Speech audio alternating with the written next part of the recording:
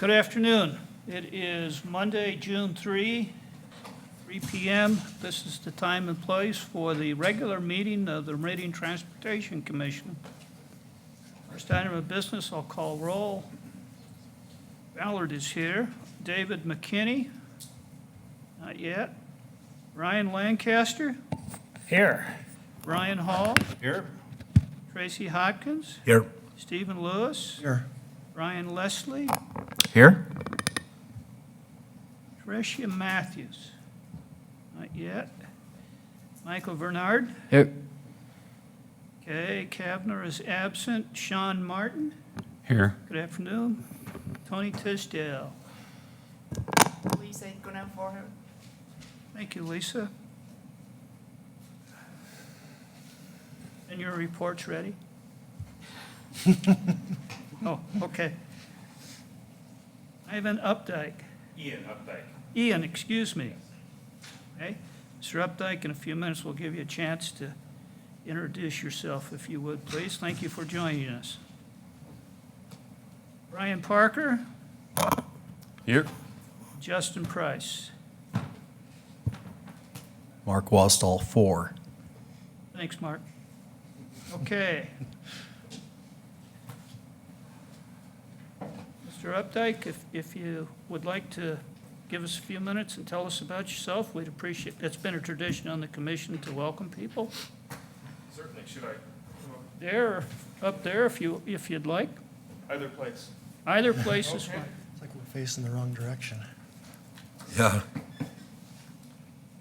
Recurring story, by the way.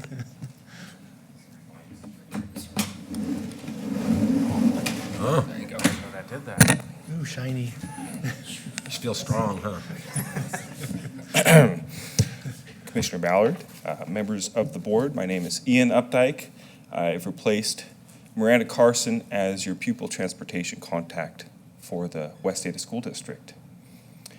Prior to working for West Ada, I was employed with the district's transportation contractor, Cascade Student Transportation, for 4 years, working in routing and operations there locally here at our terminal off of Ward Lane, which is off Franklin.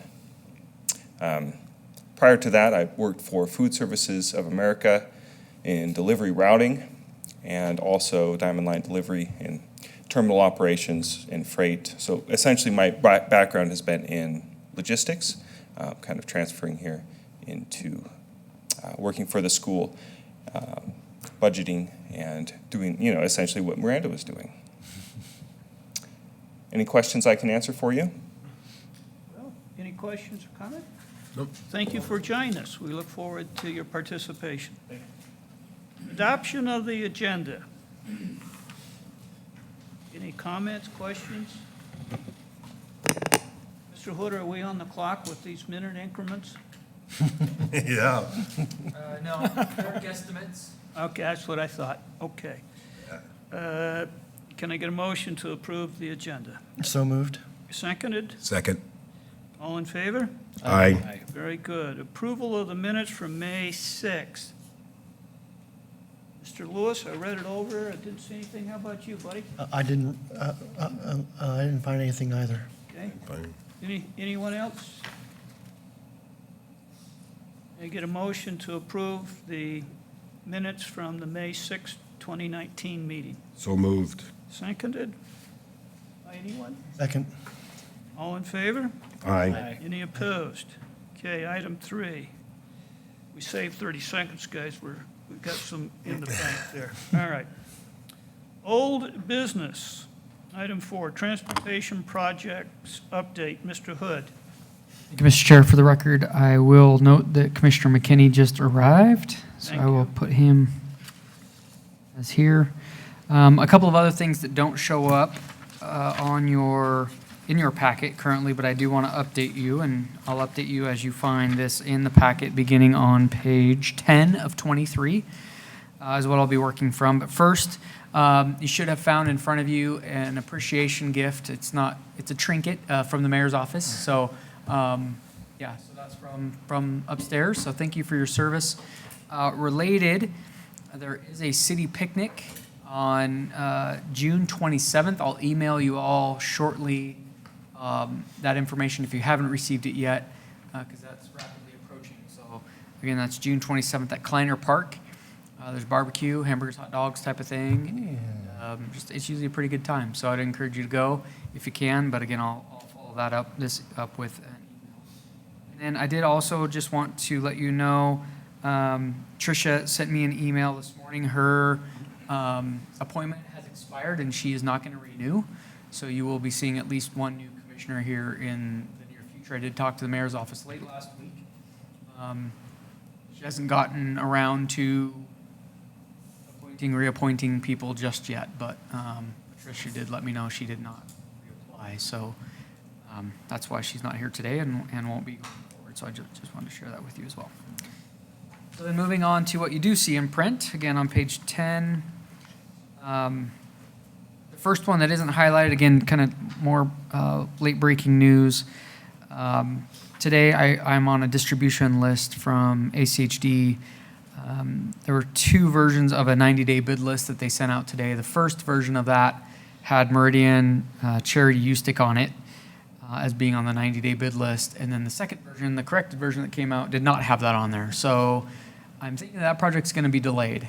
So I haven't heard anything official from ACHD. I don't know if Sean knows anything about that or not, but they're trying to move forward here this fall in FY20. But looks like that project will be delayed. So more to come on that, but I do want to just give you a heads up that it's looking like it's not going to move forward this next year, at least in the early portions of next year. So again, if you see bold, that's new information in the packet. I'm not going to read all this to you.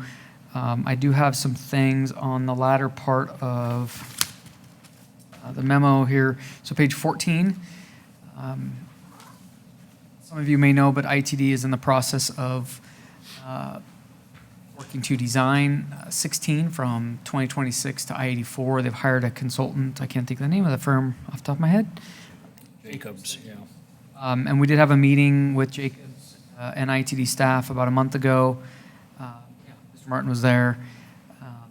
One of the major things that they're toying with right now, or I think it's getting serious more than toying with, is having State Highway 16 go over your existing arterial roadway network. So the current NEPA document has McMillan, for example, and Meridian would go over this new highway. What Jacobs is recommending, at least initially, is that it be the other way, that State Highway 16 go over McMillan. So that's one of the things. There's some other changes to the design of the Franklin interchange and the I-84 interchange. Won't get into all of those things that they're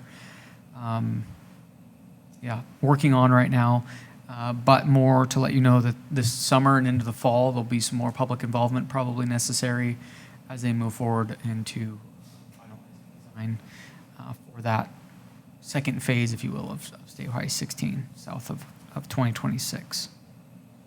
That's a pretty big deal that's moving forward. We'll talk, I think, about Harvest Lifestyle at the end, under staff communications. There's a cross-reference there. If you get bored during this meeting and want to go look at their numbers, you can see that. May 20th, VRT held a open house here in Conference Room AB. We got hit pretty good with the first half hour, 45 minutes. There was pretty good attendance, and then after 5 o'clock, we had just a few people roll in. I haven't seen the most recent polling numbers. There's a survey. I put a link there in the packet, so that hyperlink should work if you're looking at it, electronic version. I think there's about 10 or 12 questions. It's not overly long. It should take you a few minutes. Essentially, trying to get feedback from the public on Fairview Pine corridors. So again, this is something that VRT's talked to you about as conceptually a bus route that would go from near 10-mile Franklin I-84 through downtown to the village. So what's the best route to get there? Should it be Fairview Cherry or Pine? What point should it make that connection? Should it just stay on Cherry the whole way to 10-mile and down? Should it go to near Meridian High and down Pine? So it's basically, a series of the questions is in this mile segment, do you prefer this segment or that segment? And there's some other questions there too, but I'd encourage you to take that. It'll be open till mid-June, 16th's in my mind, but is that the right date? So mid-June, June 16th. And again, at last count, there's some pretty good numbers, approaching 200 when I last looked at the survey results, which is doesn't necessarily represent everybody in our community, but pretty good for a survey of this type. So shared vehicles is its own little story there. I don't know that if there's any questions, I can certainly fill you in, but it's moving forward, but at a snail's pace. Rocky Paramount Parking. So Sergeant Arnold and I met with, John Wasson was there from Ada County Highway District, and several other police officers, the chief, and a couple of residents there in Paramount and Rocky. I feel like most of you know the situation, so I'm not going to spend a whole bunch of time on background information. What I've highlighted there and underlined is that basically our school zone subcommittee look into this a little bit more. There's a couple of things that they would like some input on. It's not necessarily school zone per se, but it's related enough where I thought the group could convene and be a good, good chance to maybe touch base with Mr. Updike and integrate him into this conversation as well. So no parking signs that went in. Generally, we didn't spend a lot of time on that. They seemed like that they were doing a good job, but there is still some issues with the pedestrian connection and the drop-off pickup and trespass and garbage and that type of thing with that micropath connection that's on the south side, as well as just the overall circulation for vehicles into and out of the school campus. It's something that Miranda had talked to us about a year or two ago and acknowledging that, it wasn't laid out the best or thought through the best, and so that was kind of what the thought would be, is to get the principal or other admin folks from the school to even look at maybe potentially changing the way traffic flows on their campus up to Cayuse Creek, or maybe making a right in, right out at one of their northern driveway. I can go to the Google map and see it. But anyway, some thoughts there that there's been some near misses that are of concern, not a real a crash history, but some near misses that are concerning. So anyways, that was the recommendation from this group, is that group meet certainly while it's summertime. That way, if anything's implemented, it can be done before some new habits are established in the new school year here at the end of August. So I don't know if there's any comment there. I can continue on, and then if we want to talk about any of these, we can. And this is more just a heads up too. We have an internal meeting to discuss records. So this is behind the village, between the village and Kleiner Park, and there's a lot of folks that are parking on the park side and then crossing to the back side of the village cinemas, or there's a salon that's there, kind of right at that roundabout. Again, I don't know of any crash history necessarily there, but there's been some, I don't even want to call those near misses, but just some concerns with crossing through the roundabout or at the Long Wing Lane, which comes out there. There's Village Coffee and kind of comes into Kleiner Park there. So there are two areas to cross, but people are just crossing mid-block, even though crosswalks aren't that far. So anyways, we're going to talk about it, and I imagine that'll be something that'll be vetted through this group too, but we're going to talk about that as some agencies first. So just a heads up there.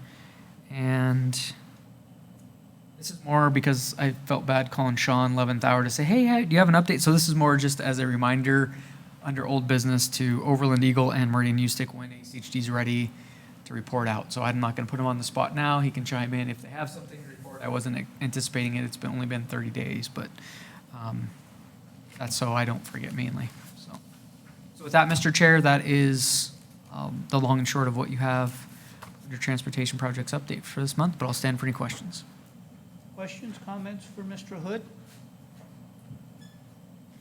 Mr. Hood, the protest on shared vehicles, what's the overall nature of that protest?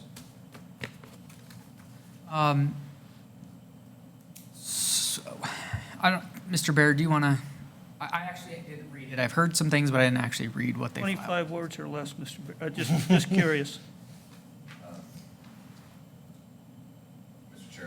Commission, there were two respondents to the request for proposal. The evaluation committee chose one provider. They could have chose two, but they chose one. That provider was Bird. Lime has protested the award, mainly claiming bias. It can get more complicated than that. It's coming back to the city council on next Tuesday, the 11th. Don't have any indication whether the council is going to take up the appeal or proceed with the award to Bird. That- That's the long and I short of just it. needed a 30,000-foot overview. Thank you, sir. Mr. Lancaster, you ready to go on the subcommittee? Yes, Mr. Chairman, we'll arrange a meeting and make it happen. Very good. Just touching bases. Yeah, no, thank you. Yeah. Anything else for Mr. Hood? Okay, seeing none, we'll close item 4. Go to 5A, Sergeant Arnold. Good afternoon, everybody. Good afternoon, Afternoon. sir. I came today with just a couple of things, and I think Caleb took care of the school zone team, so I won't talk about that. The only other thing that I had, I contacted John Wasson at ACHD earlier this week, or earlier last week, and asked him for a speed study on Lost Rapids. We had some complaints about speeding traffic on that road in between 10 Mile and Chinden, and we've actually had more than a few complaints about speeding vehicles on that road. We've gone out and worked it with a lot of success on our end every time we've been out there. I went out and worked it a little bit last week and had no problems finding cars that were traveling 45 and 50 miles an hour on that road. It's a residential road. I think it's called Collector. It's posted at 25 miles an hour. I sent 2 motor officers out there last week, and between the two of them, they wrote 35 citations in about 6 hours. So I ordered up a speed study from John to kind of see how much of this traffic, or see if we can, through the speed study, identify the traffic that's cut through.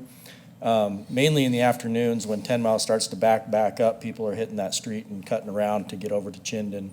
One of the motor officers that worked it in the afternoon by himself, he asked people where they lived, and most of the people that he talked with were either Star or Middleton people, so we're pretty sure that at least in the afternoon they're cutting through.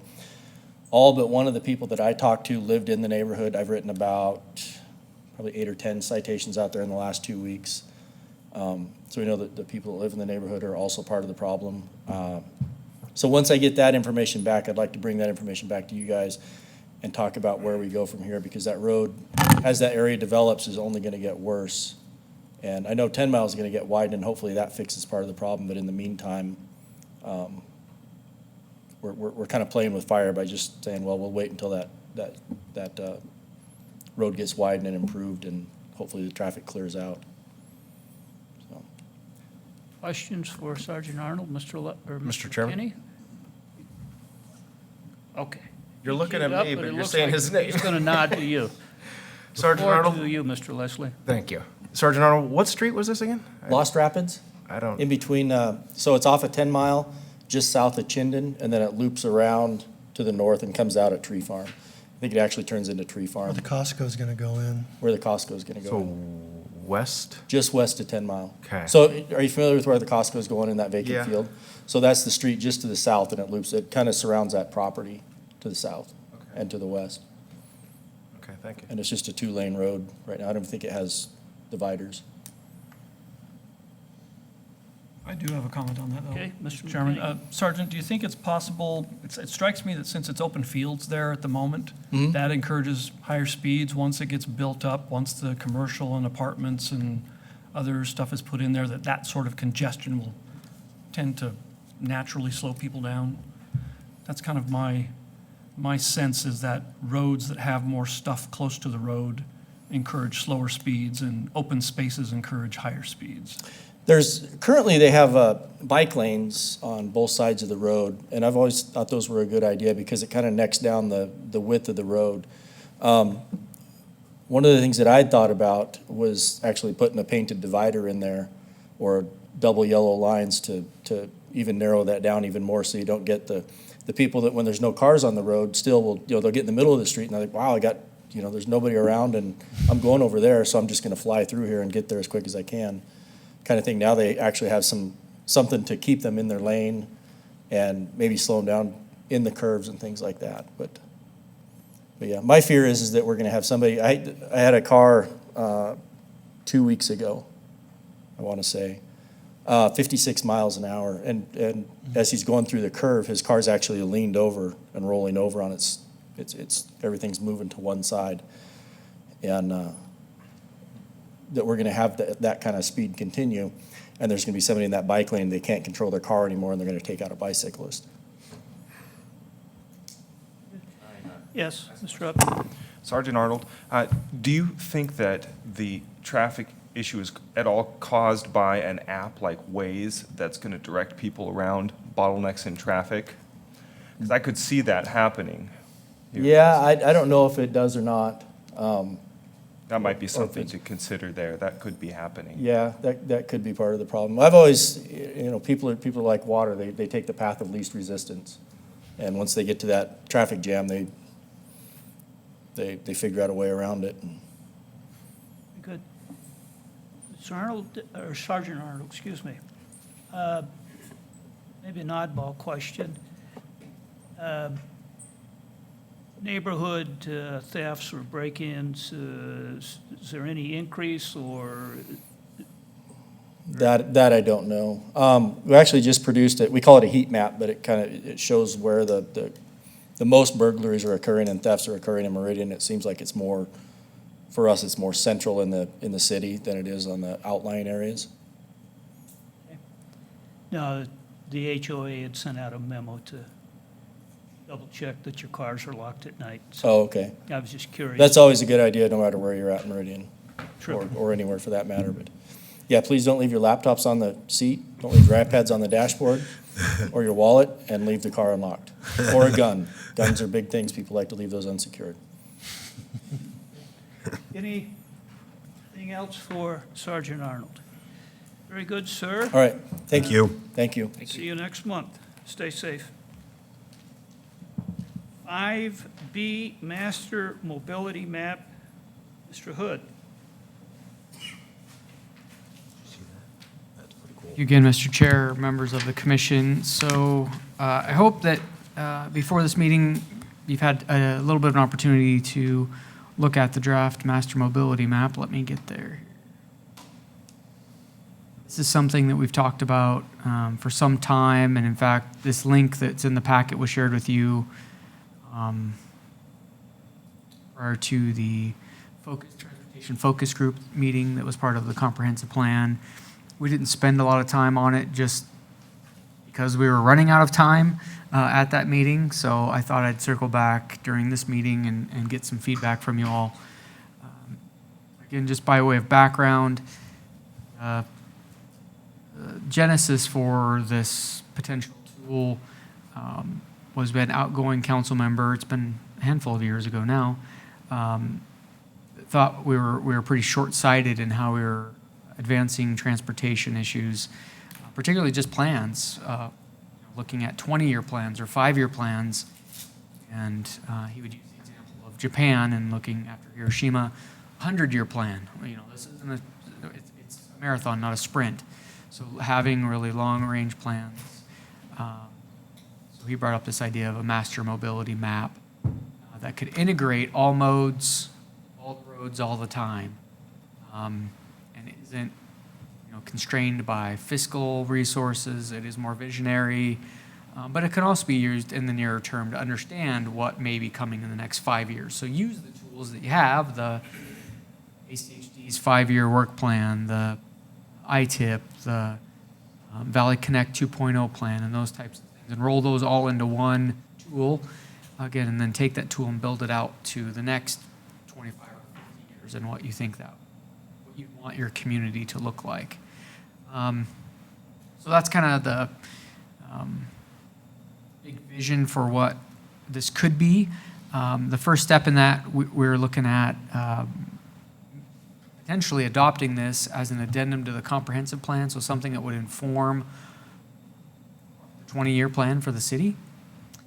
And decisions that are made regarding growth and development up to and including, next 20 years. It would be a living document, so we'd make changes to it as changes to the master street map occur or roadway segments are widened or intersections are improved. We would keep this up to date, so it would be updated. We aren't trying to compete with Google or Waze, and this wouldn't be something where somebody would necessarily get directions, but you could say, hey, is there sidewalk there? I wonder if there's sidewalk, and you could go down to, sorry, should have had this more planned out. Oh, let me see the everywhere that there's sidewalks. Okay. Oh, that street doesn't have sidewalks. Okay, there's sidewalks. Let's see. I want to catch the bus. Where's my nearest bus route or bus stop? I should probably zoom out because there's not a whole bunch in this area, right? You can see a few down here. But that's kind of the idea, is that you could use it for, again, different modes with different horizon years, just to stay on. I'm going to turn off sidewalks since that's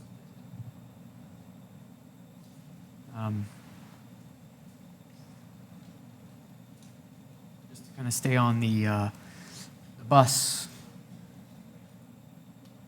There you can see again in Valley Connect 2.0, in the growth scenario where those routes are planned.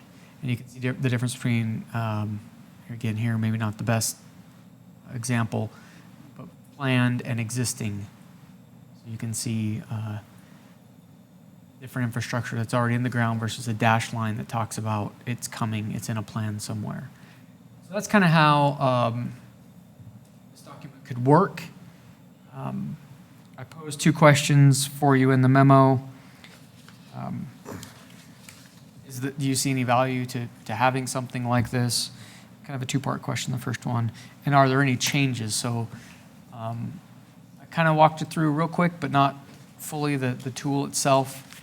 So there's 2 different things, down here, there's the legend, so you can turn on and off the legend, it'll disappear. And then the layers, so again, that's kind of what I was playing with now. You can say, okay, where are the roundabouts planned in this CIP? Let me zoom out here a little bit so we can catch some. So you can see where roundabouts are planned in the CIP, or roadway widening projects. Getting the compass, so here's CIM, so where are your, probably turn the unfunded on since there'll be more of that, right? Let's turn these ones off. So there you can see State Highway 16, unfunded project. So the consultant, Kittleson, that is helping, he's sub-consultant, do our comprehensive plan, has put this together. Kind of want to, again, have that conversation with you all. What is this? What could be added to this to make it more useful or user-friendly, both? And again, if you don't think it's useful, that's fair too. We've already gone this far, and we'll probably use it for something, but how it's used, or ways we hadn't thought about being used. We're planning on using it somewhat as we review development applications. So this is our future land use map today anyway, so it shows just at a high level what's residential, what's commercial, what's office, basically. You could turn that on and off too and look and see where, again, those bus routes are running, or how the pathway network. So this is the park's master pathway plan. You can see where they're planning, or existing and planned the pathway network. So you can see, again, solid lines are existing, dashed lines are proposed. So we think it could be a pretty cool tool, and in fact, even this version is pretty neat in that it's brought a lot of these different plans and programming documents together. It's not perfect. Some of the, like the MSM collectors, there's several of those that are missing. Caleb, did that show the future school properties when you clicked on that? It's like the existing properties that West Ada owns? So ones they currently own? I mean, just so people know where schools are coming. Mm-hmm. So, Mr. Chair, let me answer that question. I'll make a note, though, that I think we can have them add that. What we don't have on our future land use map, we have a civic designation, which is kind of a green color. You can see that some of the schools are called out. See Meridian Heights, model schools, but we don't have a lot of the properties that the school district owns on here. We do have that on our future land use maps, so it's something we can add. They haven't put everything that's in, so let me go back to the legend real quick. Again, they have just land uses at a high level. They don't have, on our comprehensive plan, we got fire station locations and school sites and parks and those other things. So they really haven't drilled down to that level, but I think that's a good add. So yeah, I'll make that note and add schools on the map, future schools in particular, because it looks like a lot of the existing ones show up.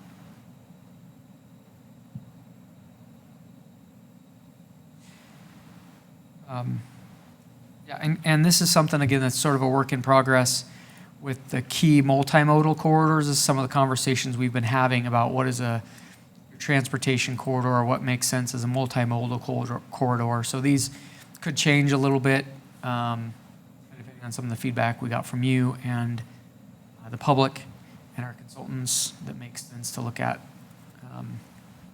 or potential transit supported or other modes. So, yeah, in a nutshell, that's kind of what it is at this point. Yeah, looking for more comments like that. Hey, would be nice to have school sites on here, or yeah, what else would you like to see, or how can we make this more useful? Mr. Chairman? Mr. Leslie? Caleb, is there like a key that helps clarify what those layer lists are? So if I read key multimodal corridor, I may not know what that means. Yeah, we'll look at that one. Maybe a little help menu or something, Okay. so people can interpret what it means. I personally think it's really valuable for a lot of different agencies. But is it just Meridian, or is it Boise, Star? So right now, I mean, there are a couple of, depending on what layers you have on, you can see there are a couple of data sets that they use that go into other cities and even other counties. That's one of the comments I have for them. And the world's going to fall off basically kind of at the county line, and we're not doing this for the region, we're doing it for Meridian. Now, we'll need to know what those tie-in points are and what's planned, but it's not going to be as robust outside of our area of impact. Okay, so Meridian contracted with Kittleson, or? Correct. Okay. Correct. So that's good. That's a good comment. Yeah, we don't really describe what pathways means, but we can do that. We can have something that pops up. I will show you back in the legend when you go to, sorry, let's just pick one of these. This is going to be a good example. So when you drop down and click on it, it tells you if it's an on-street route, again, existing. So it tells you what the symbology means, but it doesn't tell you where is this coming from? What does it mean? What is a pathway? Is that 8-foot gravel? Is it 10-foot paved? So something that says, yes, this is based on the City of Meridian's Parks Master Pathway Plan. By definition, the pathway is at least 10 feet wide and paved. Something that just gives you an idea of what, in your example of key transportation corridor is a good one, like, who defines that? Where does that come from? So that's a good comment. Thank you. Mr. Hood? May I ask a question of Lisa? You and I haven't discussed this, but any value if, from our freight advisory group, if the freight corridors were added to this? Or does it make, you and I haven't spoken about this, but that thought occurred to me. Mr. Chair, actually, I think that would be a good addition in here, at least to put in the current corridors as we know them based on volume. That might be an additional layer that would give some information on where you have trucks now. And then it would become a planning tool from there to figure out where they, if you don't want them on those corridors, where should they go? Lisa, I know we had a conversation about staying away from truck routes or truck corridors, or is there, think about another word, just truck volumes or freight volumes, Or do we stay with corridors? Perhaps truck volumes to avoid the confusion with the corridors? Because that also identifies where manufacturing points are, warehousing, distribution points, so. Correct. I don't know how we would coordinate that, Mr. Hood, but for planning purposes, or, and maybe those layers are already there, it's just a matter of defining them, or? Sure, I don't think they are there, but I'll work with Lisa and her GIS team and get some of that information, see if we can add that. Because her group has done, I think, a very good job of identifying where things exist on the ground today and some of those, well, the routes, if you will. Thanks, Lisa. Commissioners, any other comments? Mr. Chairman, Mr. Hopkins? I think it's great, Caleb. I played with it for about a half hour, 45 minutes, turning all these on and shutting them off and kind of seeing where I thought it was pretty descript and pretty detailed for just the first rollout. Mr. Hood, is there something, part of your comment is if we thought of a value, and I guess the next one is there something, is there an ask of this group that we add to, or? Yeah, so Mr. Chair, thank you for getting back on track to the two questions, because we'd made it through the first, and we can always double back, but the first question was, do we think there's some value? And I'm hearing that, yeah, we've got it, and maybe with some tweaks, it could be an improved tool. The second part of that is, would you like to spend some time, and I don't even know how much time it would take, but sort of as time allows on your agendas, to again work on that, pressing the envelope and being forward-thinking. Maybe this even goes autonomous vehicles, and what are we thinking for 50 years or 100 years out that our community is going to need, and start planning for that type of infrastructure for our community. So is there any interest in building on this and coming up with a 2130 plan, you know what I mean? So that's kind of what, is this something you all want to start to, and I don't know what that looks like or how that works necessarily, but I'm willing to dig in and figure out what some best practices are, and yeah, I mean, there's some crazy things with technology and that's out there. But again, if that's of interest, I think that could be beneficial. And the idea with some of that then is, when the next 5 years gets planned at ITD or ACHD, we send them our list of corridors or projects or whatever those are and say, hey, we'd really like you to account for this. We've planned out here. Once you get done doing those things and are ready to look at the next 5 years budget or 20 years budget or whatever, this is what we'd like our complete streets to look like, or whatever the case may be. So, and it's more succinctly stated in the, are you interested in developing an ultimate multimodal build-out plan for the city? Commissioners, would we consider carving out 30 minutes in a future meeting to take Mr. Hood up on his invitation? Mr. Chairman, Mr. Hopkins? I think it might be good for us to look at this a month Okay. and maybe develop some, like, schools or corridors, begin to start seeing what we could do, Okay. and then come back and see what kind of list we got of ads and thoughts and So you're thinking maybe an August, September meeting, Mr. Hopkins? Or something like that, just so that we have some time to play with it and see what's here and what isn't here, and Okay. it's just a thought I have. I have a thought, Kenny? just, in looking at this, it reminds me also, I know the city has a current application map that shows current planning division things. Here's a subdivision that's in the process here and one there. And it makes me wonder, the reality is, transportation is mixed up with and connected to and associated with nearly everything else that goes on in the city. And it makes me wonder, do we really want to have a separate tool that's just for transportation, or do we want to really have everything integrated? I've even noticed with that current application map, this one right here, there's also, the county has the county assessor's office has a map that shows, parcel information. And I was curious about a project, for example, and so I went along and saw that along a certain section of Highway 2026, the ITD has purchased these properties, and then these others are here, just still private owners and so on.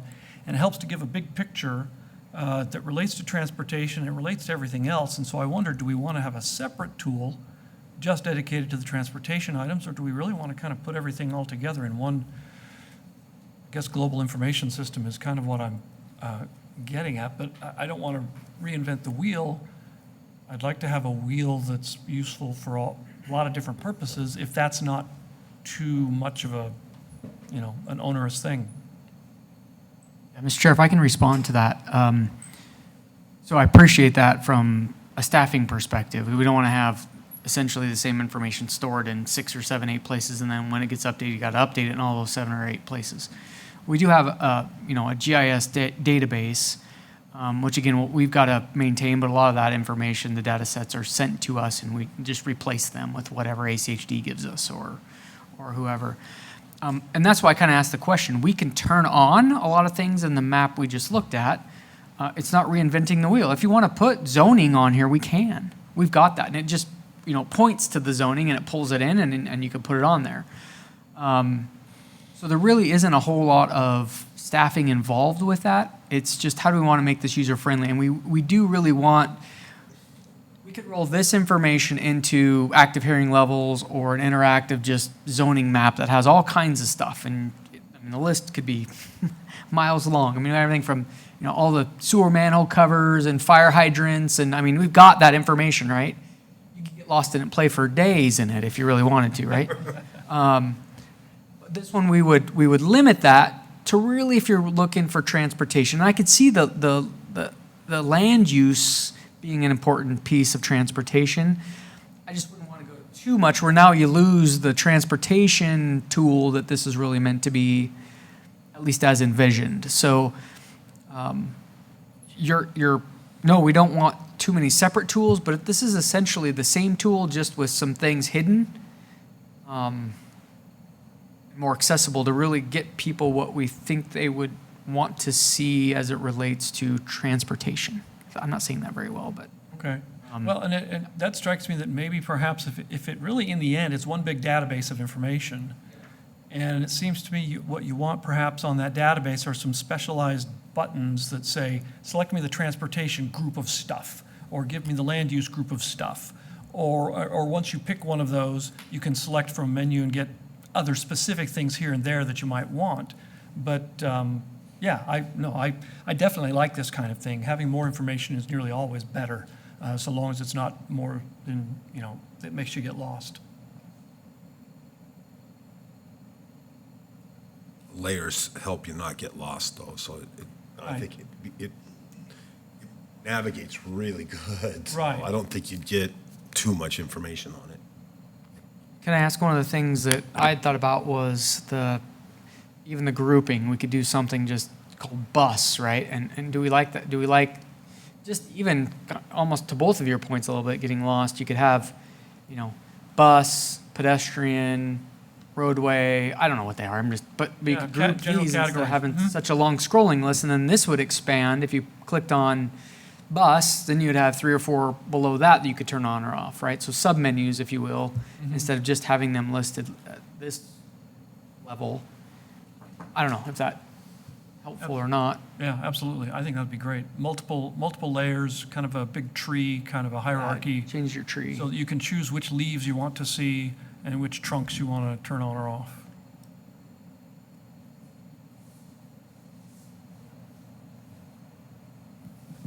And I just asked to follow up to that then. Does it make sense to generally group those by agency, by mode, some of that may not fit nicely under a VRT. That one I can see pretty easily, right? It's buses. Whether it's called VRT or buses, I don't know. But the things that are but streets, where do we put ACHDs? Do we call that ACHD? Do we call it streets? Streets include sidewalks.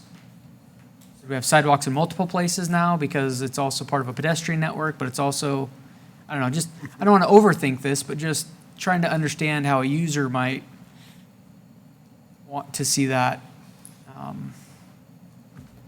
that highest level of the tree, if you will, you know, like what are the basic, is it by mode, is it by agency, is it by something else? What makes the most sense? Should, Mr.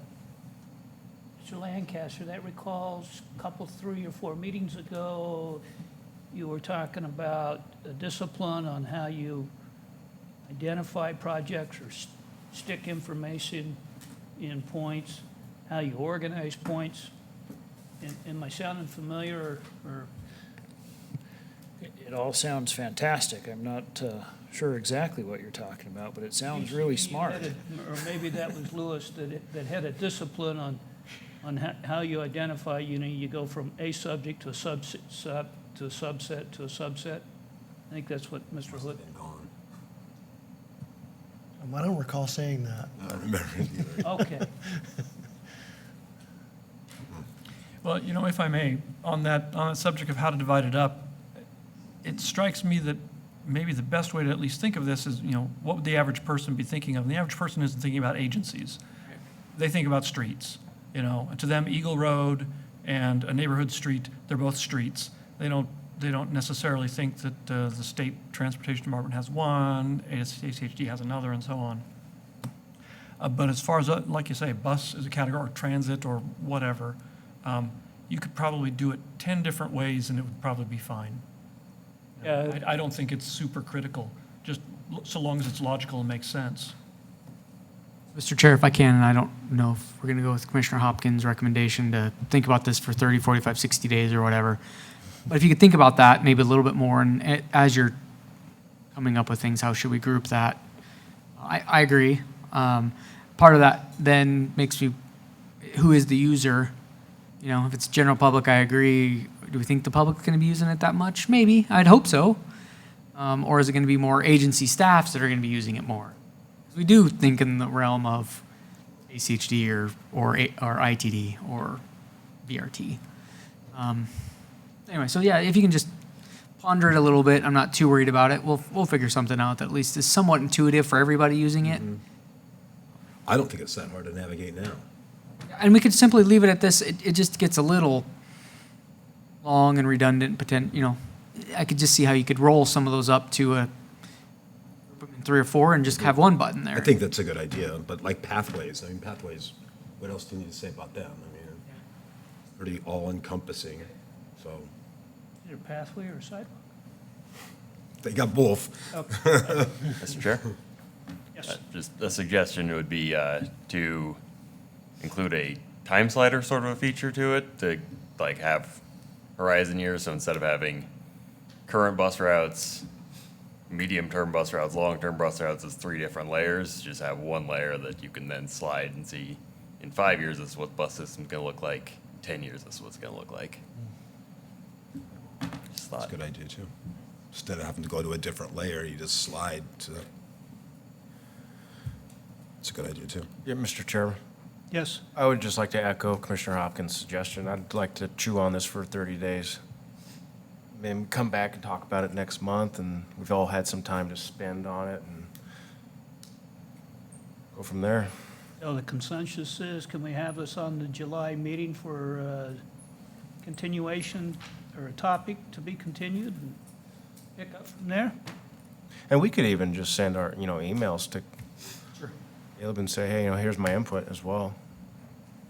Mr. Baird, does that, I'm reminded of a conversation that got started a couple months ago. Yeah. The caution of creeping along with emails and avoid, or maybe bumping up against public meeting issues. Yeah, Mr. Chair, if you're going to be deliberating towards a decision or a recommendation, it's good to capture that in a live format. If it's just saying, hey, Caleb, can you show us this at the meeting? Those kind of emails are probably okay in this particular context. But I think it does make sense to bring it back, and that way all of the input that has been given can be captured and take it from there. I appreciate that. Mr. Leslie, I like the idea. It's just a little protocol is all. Okay.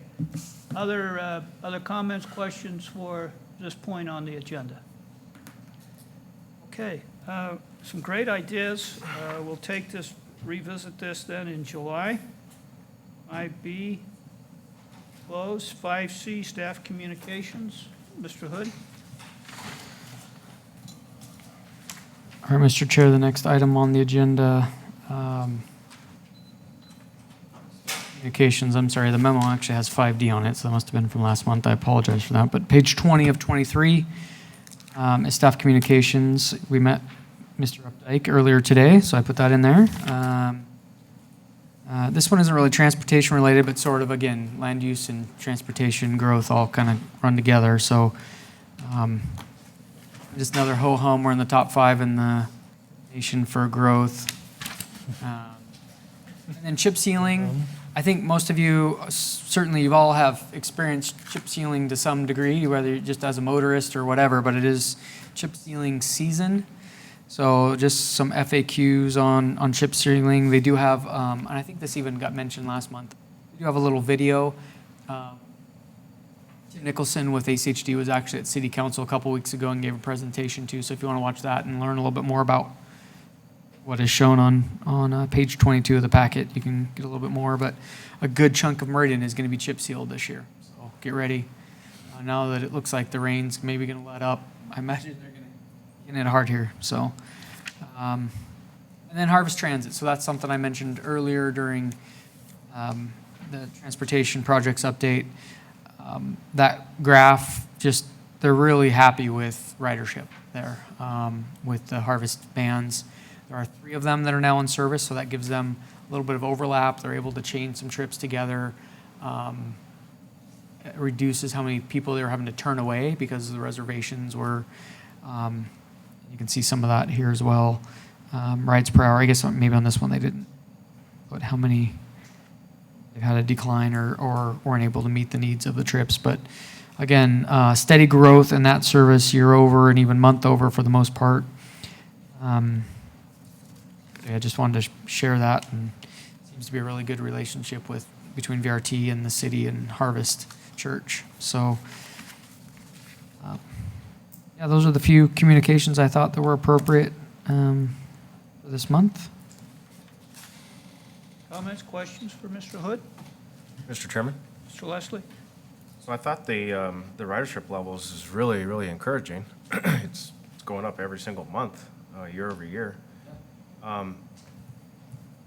I don't think we ever circled back after the original presentation from Harvest Church. I remember the cost basis each year increased for Meridian because I think the federal funding decreased each year. Is that correct? We never touched on the cost part of this. Is that accurate, Caleb? I thought our cost for the city increased pretty significantly each year. I was just wondering if that was affecting any budgeting or anything? It does. So, Mr. Chair, Commissioner Leslie, so there is a change because the startups, the federal government basically subsidizes you more than they typically would, and then they wean you off a little bit, or at least down to 50%. And that's what I'm going to look up because we did get, for FY20, we did get the numbers necessary to fund our portion of this. Whether or not we talked about that, I don't recall talking about it here. With me 1 second here. So it's ridership based, the federal funds? No, it's the type of service. So they have, and I don't know how much Brian, how well versed he is on that or not. If he wants to talk about 5307 and 5309 and 5310, different types of service. So this service is for elderly persons and persons with disabilities. You can write it if there's a spot available, but that's who it's for, is basically those groups. And there's a funding formula for those types of, and I don't remember what 4 numbers they are, different match rates that are required for the different types of service and different categories for larger urban areas and small urban areas and startups and all that. And we're in year 3 or 4 of this now, so it is scaling up, or at least our match portion is scaling up. But there's a lot of variables that goes into what is required to make a service go. And you only get a certain allocation within a region. So maybe more of a need than what you're, like the federal government's not matching everything at 80%. So we've got to kind of prioritize overall. That's the max that can be matched. But there's other projects or programs that are also funded that it's competitive, I guess is a better way to say it, right? Okay, I guess what I'm getting at is it's sustainable still financially for the city, right? Well, so that's for the council to some degree, and we'll know here this summer if the council is going to continue to support this. It is 100% subsidized. I mean, you don't have to pay to ride this. It's a free service to Meridian residents, again, that are in those targeted demographics.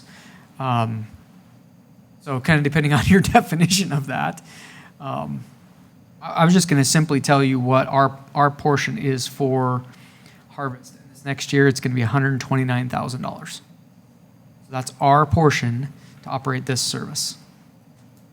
So again, you can cost that out per ride and go, okay, well, if we just did the same amount of rides in 12 months, what is that per ride? So that is ramped up. I don't know what year over is. I don't know what last year's was.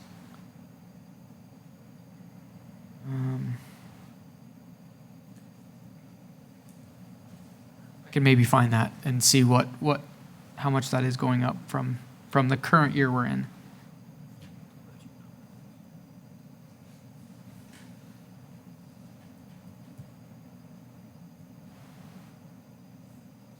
Mr. Hood? I think I'm okay, Caleb. Thank you.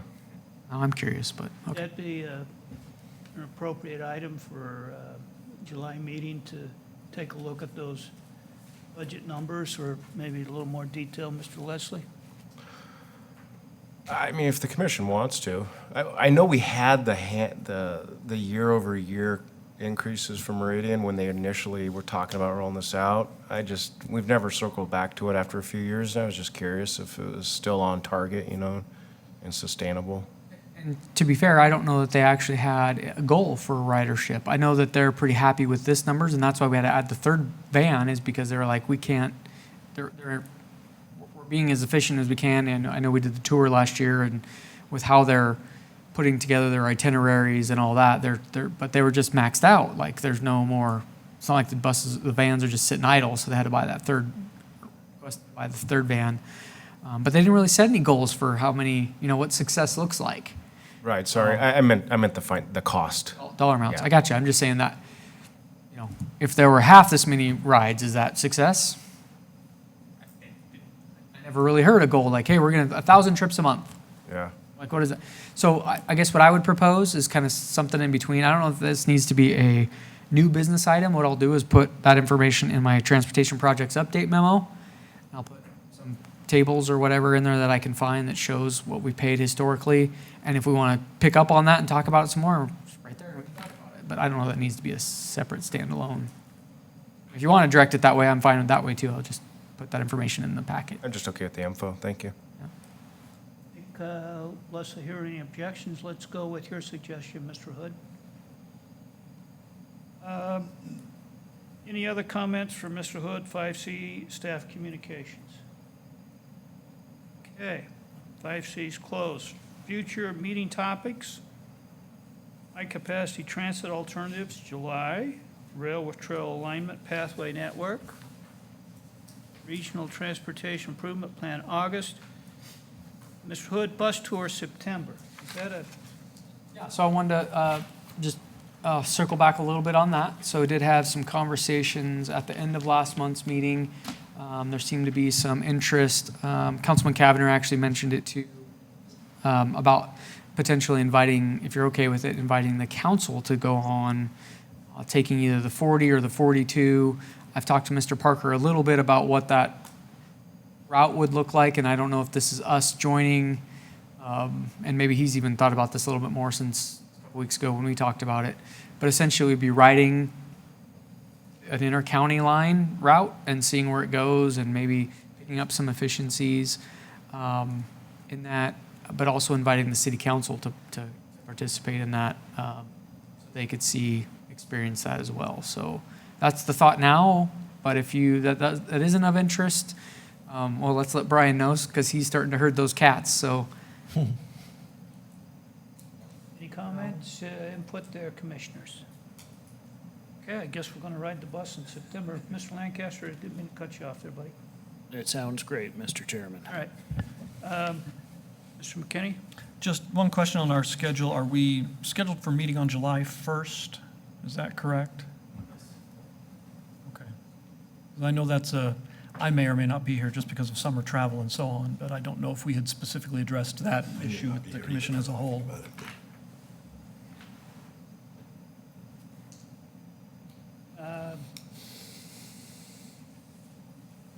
Well, I guess it's an open question.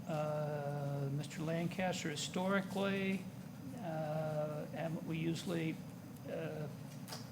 ask for, to play hooky 1 month out of the year, usually during the summer, or? Mr. Chairman, it does seem like we've done that a few times here. I think potentially we could have, some business for July if we can get our school zone group together between now and then, that sort of thing. I guess since I have the floor for a moment too, I have a future topic to add. So at the end of, or during our May meeting, we talked about a speed limit and speed limit study on Locust Grove that I haven't seen mention of in this meeting's packet or discussion. So I think that would be appropriate to come back to as well. So I see a couple, items of business that we could do next month if, Mr. Chairman. But at the same time, if enough commissioners can't be here, I'm open to moving the date if that's the will of the, Mr. Chairman and the commission. I wasn't asking to shirk our duties, but I just left that open. Okay. Hearing none, I guess if the two of you are absent, travel safe. Okay.